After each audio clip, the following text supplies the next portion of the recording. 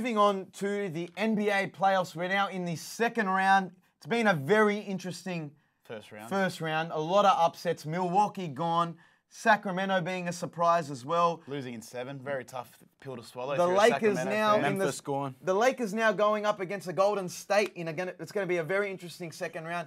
What's your highlight of the second round, Nick? Highlight of the second round will be LeBron versus Steph. People have been begging for this since obviously the 3 in a row NBA finals back 16, 17, 18. Who are you taking? I'll take Golden State in 7. I just don't think the Lakers match up well against Golden State. They won't be able to keep up with them offensively. If Anthony Davis can play well and stay healthy, that's what's going to be the key to the series. But looking back at LeBron and the Lakers beating Memphis, they made easy work of them. LeBron came out on Twitter and says, if you ever see me fighting a bear in the woods, help the bear. I like a LeBron active on Twitter. Like you saw what that happened in the last series. He got agitated, and you saw the best of LeBron. The points he was putting up. I think this Lakers team, if they stay healthy, and that's been the talk of the playoffs, injuries. Yeah. Chris Paul just went down injured today. Joel Embiid hasn't been playing. Joel Embiid. You saw Giannis was out for Milwaukee. That definitely made an impact Tyler Hero broke that. his hand. Kawhi Leonard was out for Paul George. So it really comes down to the team with the most depth could go on to win the finals. I think looking at the Golden State Lakers series, Steve Kerr has never lost a Western Conference playoff series. He's 19-0. He's only ever lost in the finals, so he's 19-0 in playoff series. That's a massive stat. So I think history is probably going against LeBron right now. But if there's one player that has an edge over Steph, I think it's going to be LeBron. Beating them 3-1 probably still haunts Steph and Clay. So I think having that in the back of their mind, LeBron probably has that confidence as well. I don't think the NBA minds if either team goes through because it's Steph and They Clay. prefer the Lakers. Yeah, LeBron's they would more prefer interesting. an LA and Lakers and LeBron Golden being State the were face there of the last NBA. year as well. I guess we'll see, but you can't really argue with Steve Kerr's record. Yeah. And then you've got the likes of the Phoenix Suns, 2-0. They're down 2-0, which is very tough to swallow. But Denver are a #1 seed, and they've won their home games. This shouldn't be too unexpected. If Phoenix go ahead and just win their 2 home games, hold service, it's back to 2-2, and it's like nothing's happened. They probably have momentum. The Chris Paul curse, though.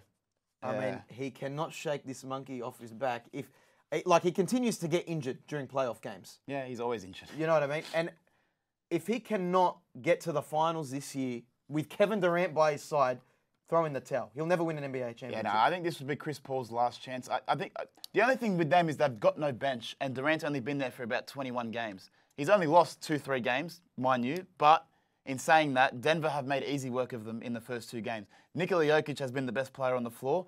For Jamal Murray to score 8 points today and Nikola Jokic to carry that team to a win, it's looking dangerous for Phoenix. I've tipped them to win the NBA Finals, so it's very rough for them to go down 2-0. I don't like it. It makes me look dumb.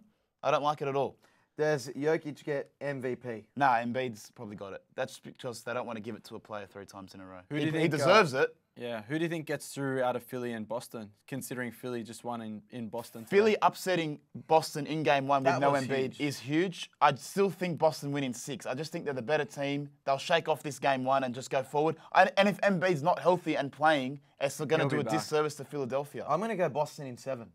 Yeah, it's not a bad tip. It's one of the, and I think whoever wins this series goes to the NBA Finals in the East. And mind you, I'm going for Boston just for content purposes. Like we said, we're going to be there for the NBA Finals, hopefully on the West Side starting, maybe in an LA or a Phoenix. And then we're going to go over to the East Side, hopefully see Boston in action. If Boston get through to the Finals, I think this is their year for the championship.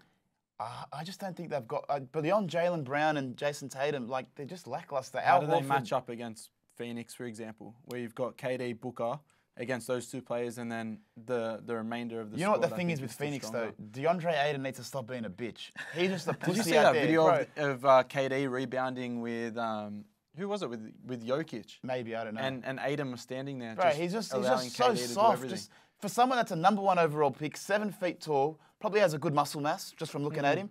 You should be able to dominate other players on the floor, whether it be blocking, whether it be dunking on people. Just like, pull your finger out.